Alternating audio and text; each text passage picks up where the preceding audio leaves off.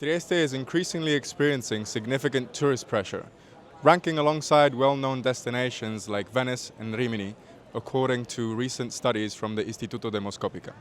While it may not top the charts for overcrowding, the city is facing growing challenges in managing visitor numbers. Io non penso che oggi siamo di fronte a un overtourism, sicuramente il Friuli Venezia Giulia e Trieste sono una città che sta avendo grande successo, sta dando grandi opportunità, questo ci deve responsabilizzare.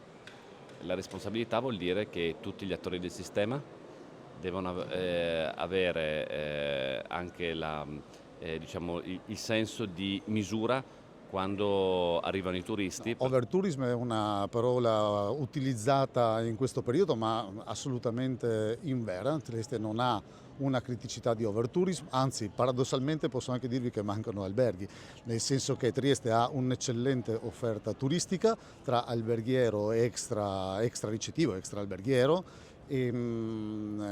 Ha bisogno di, rispetto ai flussi turistici che arrivano in massa in città, ha bisogno di riorganizzare e disciplinare meglio l'offerta turistica. In your opinion, in the last few years? So, as I noticed, yeah, there are more tourists than there was one time. And there's many more tourists now. I mean, there's more big boats, big ships, cruise ships coming in. So. Well, I think for the shops, I think it's good. Maybe it's bad for renting, probably.